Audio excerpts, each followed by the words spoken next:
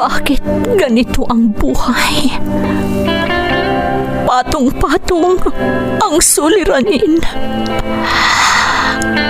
Bakit kahit anong aking gawin, di ko mahagilap ang solusyon? Bakit napakadilim ng mundo para sa akin? Kailan sisikat ang araw upang lumiwanag ang daang aking tinatahak? Upang lumiwanag ang aking mundo? Bakit napakailap sa akin ng magandang kapalaran? Napipili ba ang dapat mabuhay ng matiwasay? Ang dapat lumigaya? Tao rin ako. Ngunit bakit ako naisasantabi? Bakit?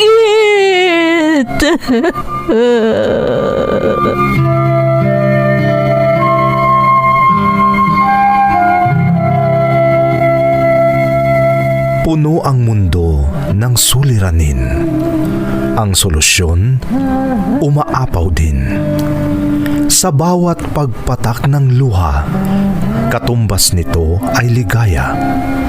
Sa tuwing sasapit ang gabi, darating ang bagong umaga. At sa tuwing tayo ay nadarapa, sa ating pagtingala, may malalakas na bisig na handang humatak sa ating muling pagtindig. Bakas ng lumipas.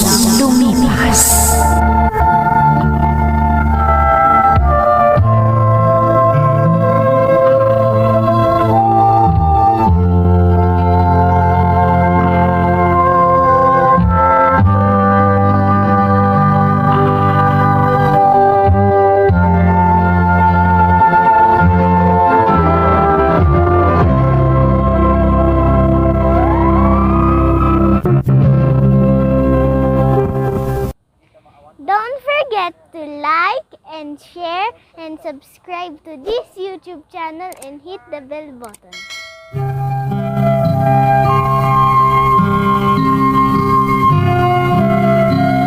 Magandang araw sa inyong lahat.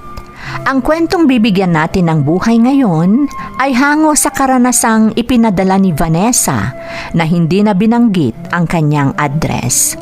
Ganito ang isinasaad ng kanyang sulat. Dear Ate Emmy, hindi ako OFW, pero isa ako sa mga masugid na taga-suporta ng YouTube channel na ito simula nang matagpuan ko sa internet. Itago na lamang po ninyo ako sa pangalang Vanessa. At sana maintindihan nyo kung bakit hindi ko na binanggit ang address ko. Noong una ay kontento na lang akong nakikinig sa mga kwentong itinatampok nyo sa programang ito. Aminado akong mababaw ang luha ko at madali akong maapektuhan sa mga malulungkot na karanasang aking naririnig. Bagay na nag-udyok din sa akin para ipadala ang aking karanasan na naganap sa kasagsagan ng nararanasan nating pandemya.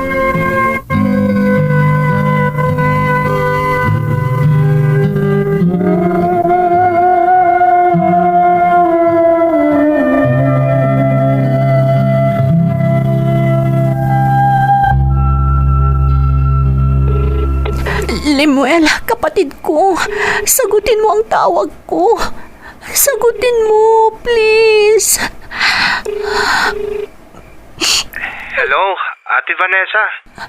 Lemuel, salamat sa pagsagot sa tawag ko. Kanina pa kita tinatawagan.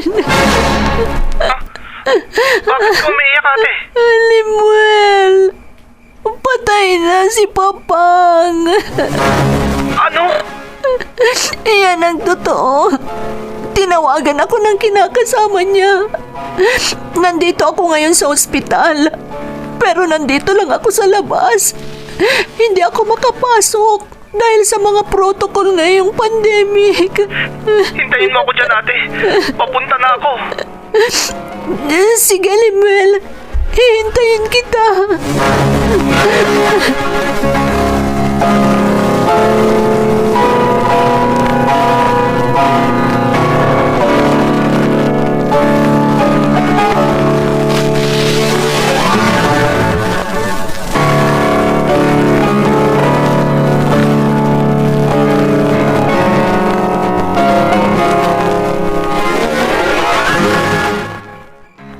Limuel, si Papang. Si Papang. Anong nangyari, ate? Alam kong may sakit si Papang. Pero bakit biglang ganito? Hindi ko pa nakakausap ang kinakasama ni Papang. Nasa loob siya. Hinihintay niya makausap ang doktor. Ate Vanessa, Wala na tayong ama. Wala na si Papang. hindi ko alam kung anong sasabihin ko, ate. Hindi ko alam. Limuel. Yung dalawang kapatid natin, alam na ba nila ang nangyari kay Papang? Hindi pa. Hindi ko pa naalala na tawagan sila. Kasi nasa malayong lugar silang dalawa. Ikaw ang una kong naalalang tawagan. Ate, kailangan nilang malaman ang nangyari kay Papang. Lalo na't sila ang... Alam mo naman na siguro kung anong ibig kong sabihin, Ate Vanessa. Oo, naintindihan kita. Sige, tatawagan ko sila para malaman nila ang nangyari kay Papang.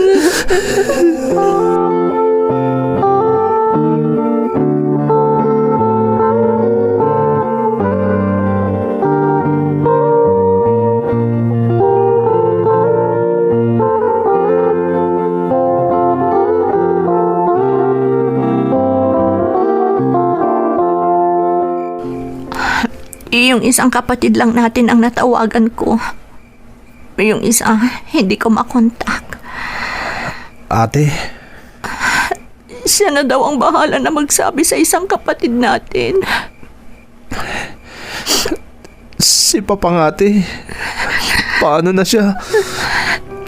Hindi pa lumalabas yung kinakasama niya dyan sa loob ng ospital. Oo nga. Para malaman sana natin ang dapat nating gawin. Ate, Hindi ko inaasahan ito. Ang saya-saya pa niya nang huling bisitahin ko siya. ako rin, ate. Hindi ko inaasahan na mangyayari ito. Nagulat talaga ako. Ayun na yung kinakasama ni Papang. Palabas na siya sa ospital.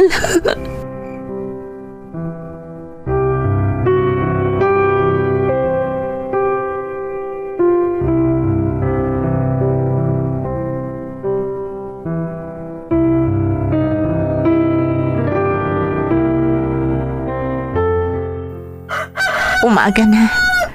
Mas maganda siguro kung umuwi na muna tayo. Kanina pa umuwi ang kinakasama ni Papang. Kasi hindi naman tayo pwedeng pumasok dyan sa loob ng ospital. Ate, gusto kong pumasok para makita si Papang. Limuel, pagkaalis ng kinakasama ni Papang, sinubukan na nating makiusap pero hindi nila tayo pinayagan. Pero ate, mga anak naman tayo ni Papang. Bakit ayaw nilang makita natin siya? Dahil nga sa mga patakaran na pinatutupad ng hospital dahil sa pandemya, kaya bawal tayong pumasok. Nasa freezer na daw ng morgue si Papang. Na-swab test na rin siya. Kaya hintayin na lang natin ang resulta. Ate, Totoong sinabi ng kapatid natin sa legal wife ni Papang na tayo nang mag-asikaso ng lahat dahil mga anak rin naman niya tayo at nasa malayong lugar sila. Kaya Dapat sumunod tayo.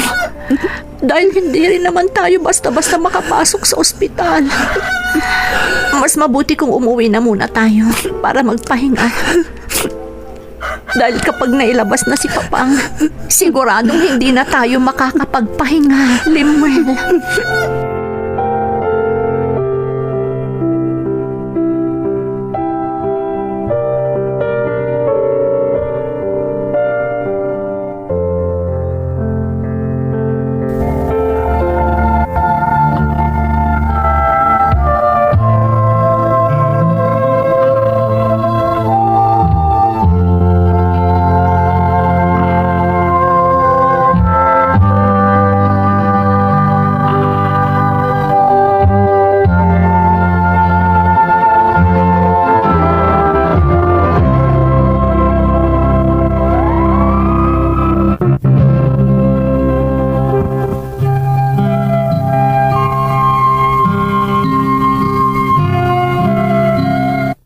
Nagtataka ka siguro, Ate Emmy, kung bakit ko binanggit ang kapatid ko sa legal na asawa.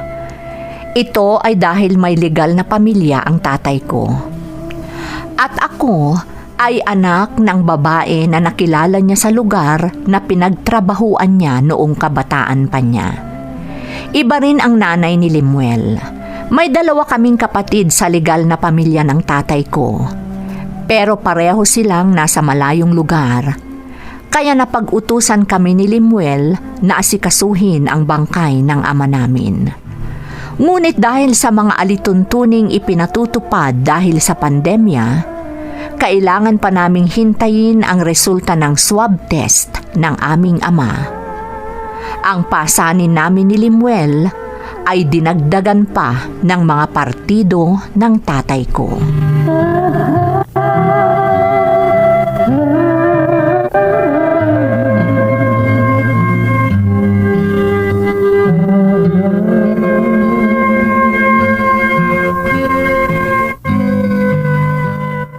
Ate Vanessa, parang pagod na pagod ka na.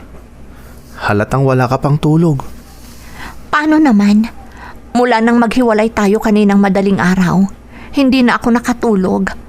Dahil sa kasasagot sa mga tawag ng mga kapatid ni Papang at mga pinsan natin. Ha? Alam mo naman ang mga partido ni Papang. Magulo. Hindi sila nagkakaintindihan. Lalo na si Auntie Bebang. Bakit ate? Ano bang sinabi ni Auntie Bebang? Bakit daw natin pinabayaan si Papang? Bakit tayo ang sinisisi niya? Alam naman nila na may kinakasama si Papang.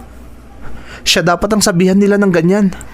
Limuel, kapatid ko, ayokong makipagtalo kay Auntie Bebang dahil hindi pa naaayos ang mga labi ni Papang.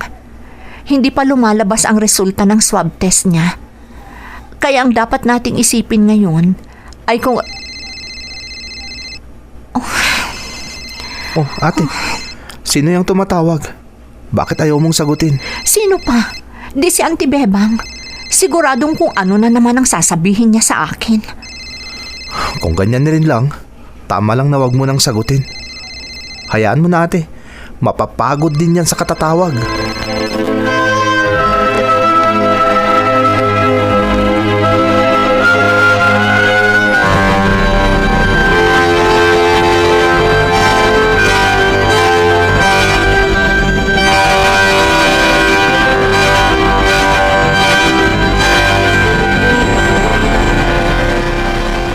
Diyos ko, alam kong mahirap kumilos ngayong panahon ng pandemya.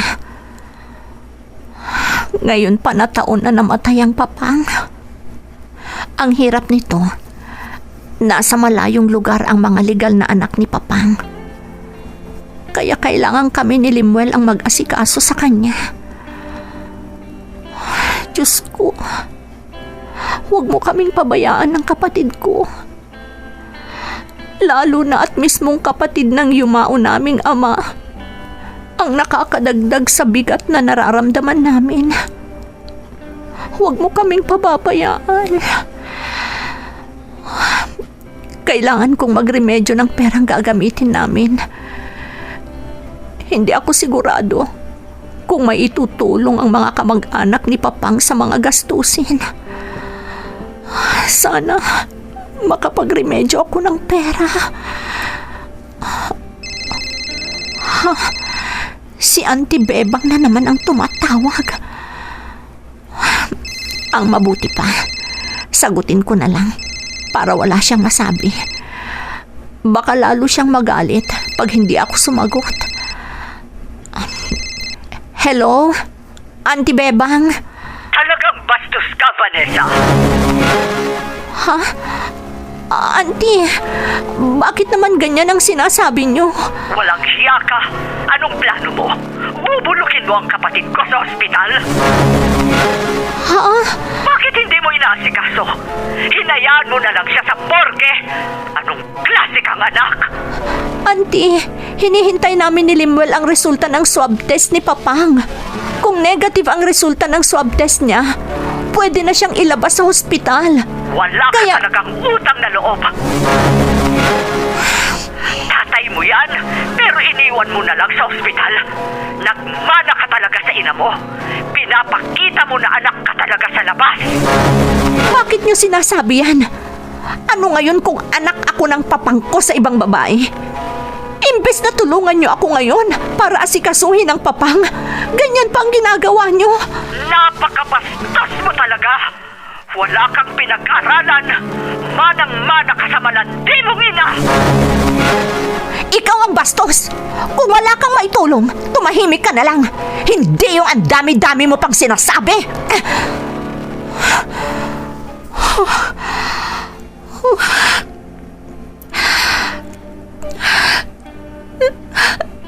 Diyos ko, patawarin mo ako kung nasagot ko ang kapatid ng aking ama. Hindi ko na napigilan pa ang aking sarili. Patawarin mo sana ako, Diyos ko. Bigyan mo sana ako ng lakas, Panginoon ko. Huwag mo akong pabayaan.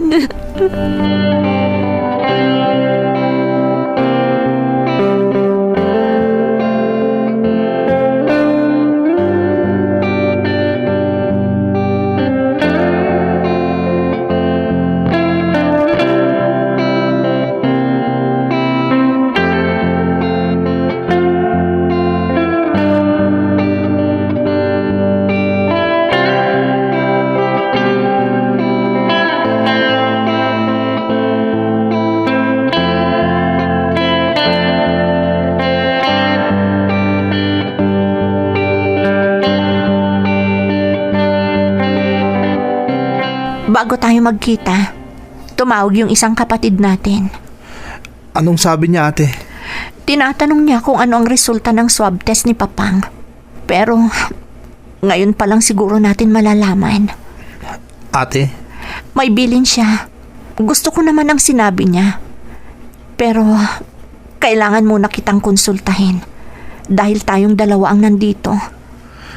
Ano yun, ate? Sige, sabihin mo. Huwag naman sana. Pero kung sakaling magpositibo sa COVID ang Papang, hindi na natin siya makikita dahil diretso na siyang ikikremate. Ate? Pero ang utos ng kapatid natin, kahit negative ang resulta ng swab test niya, ipapakremate siya agad dahil yun daw ang gusto ng Papang.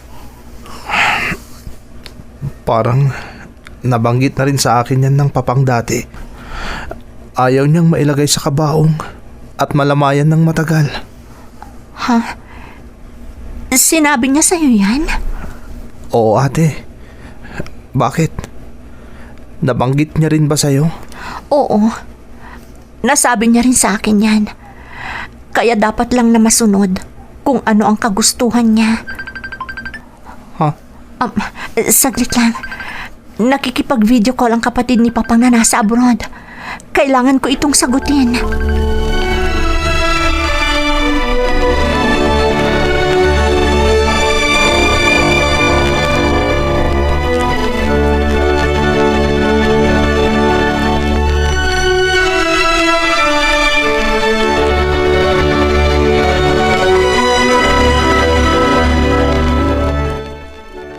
Nire-remedyohan pa namin ni Limuel ang perang gagamitin, Chong.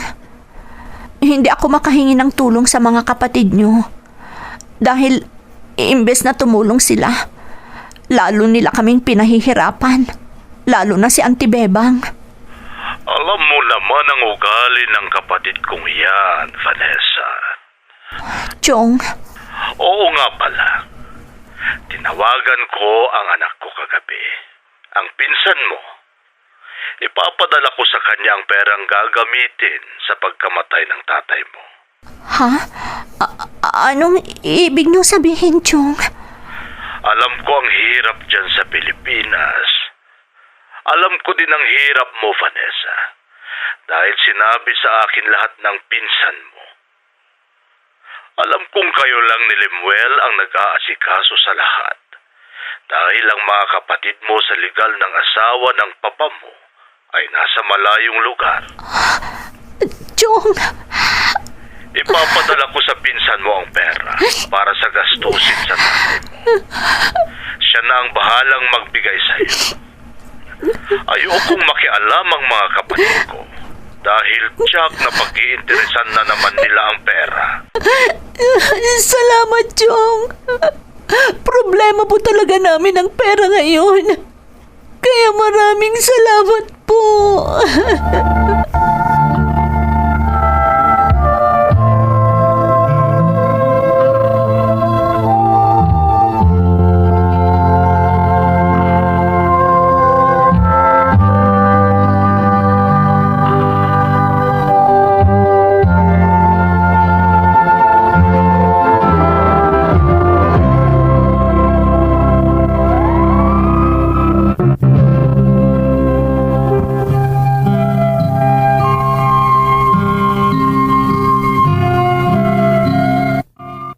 Sa panahon ng pagsubok, basta lumapit ka sa lumikha, hindi kanya pababayaan. Napatunayan ko ito, Ate Emmy. Dahil kahit gaano pa kahirap ang sitwasyon dahil sa pandemic, biglang dumating ang hindi inaasahang tulong. Pati na ang negative result ng swab test ng aming ama, kaya nailabas namin siya mula sa ospital. Pero hindi agad na embalsamo dahil nga galing siya sa freezer. Habang hinihintay namin na maayos ang bangkay ni Papang, pumunta kami ni Limuel sa bahay ni Auntie Bebang.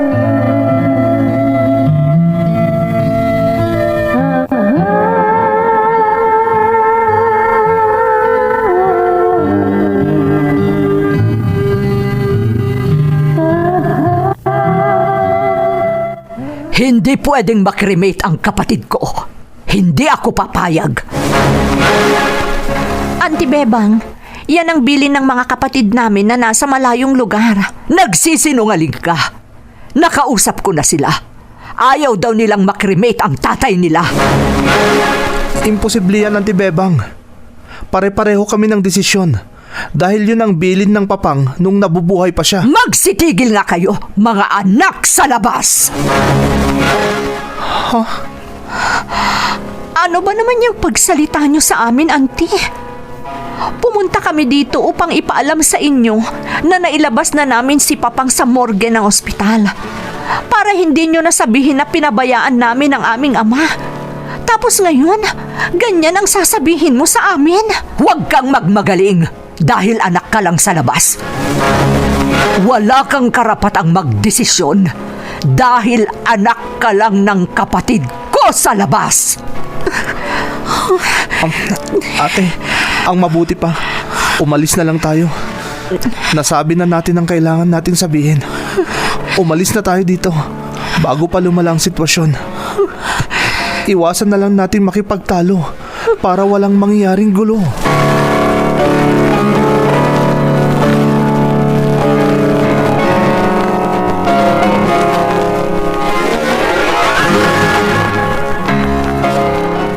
Ate, nakausap mo na ba ang mga kapatid natin? Oo, nakausap ko na sila. Sinabi ko na rin sa kanila yung sinabi ni Auntie Bebang na kinausap niya sila. Totoo ba, ate? Nakausap pa sila ni Auntie Bebang? Hindi.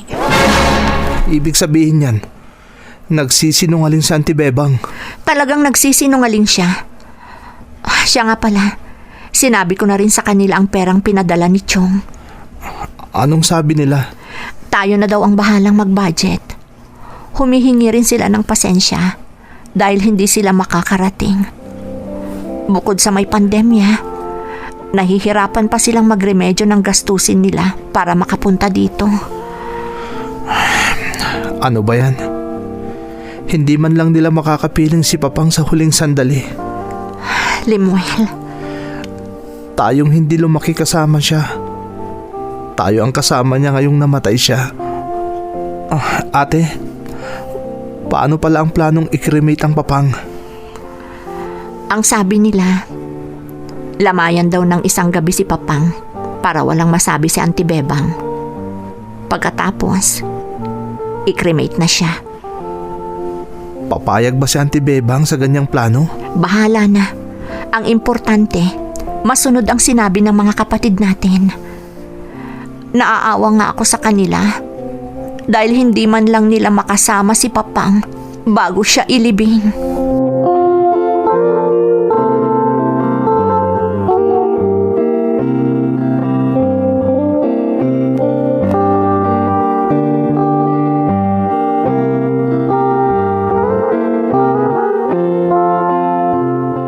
Ganyan ang plano naming magkakapatid, Chong. Kaya ngayon, nakaburol na ang Papang. Sa totoo lang, tinawagan ko ang tiyahin niyo. Pinayuhan ko siya na hindi dapat masunod ang gusto niya. Sinabi kong may mga anak ang kapatid namin na pumanaw. Kaya kayo ang dapat magdesisyon. Ang dahilan ni Auntie Bebang, anak lang daw kami ni Limuel sa labas. Kaya wala kaming karapatang magdesisyon. Isang pagkakamali yan ng tita Bebang mo.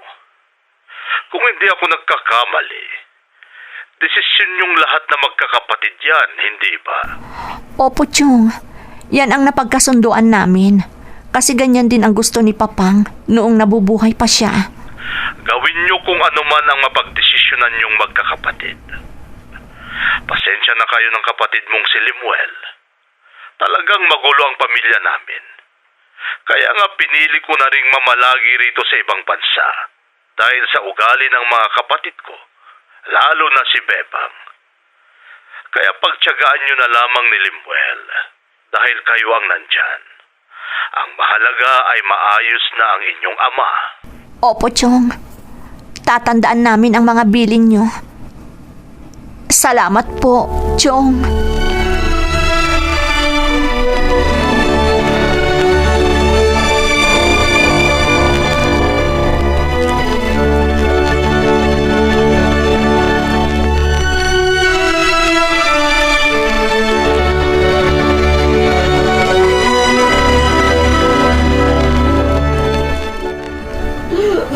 Ano ba yan? Imbes na makapag-umpisa na tayong manalangin, hindi natin magawa dahil kay Auntie Bebang. Hindi na siya umalis sa tabi ng kabaong ni Papang. Oo nga. Akala mo, totoo.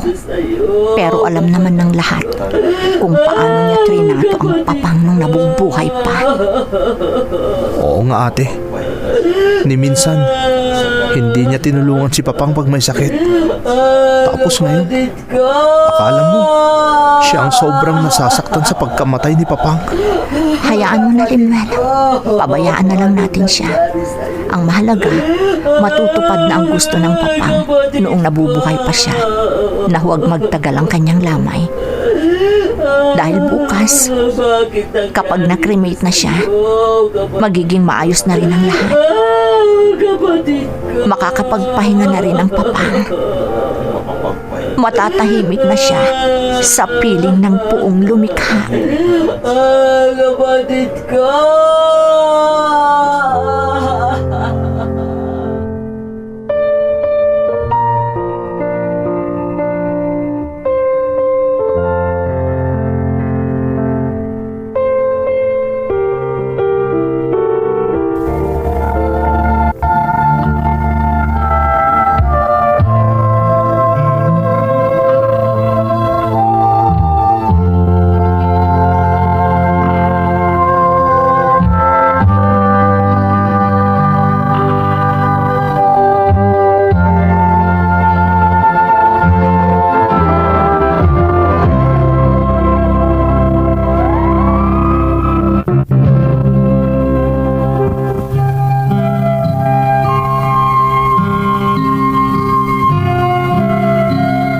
Hindi kami nakapagdasal noong nakahimlay pa ang papang dahil sa kaiiyak ng isa niyang kapatid sa tabi ng kanyang kabaong, Ate Emmy.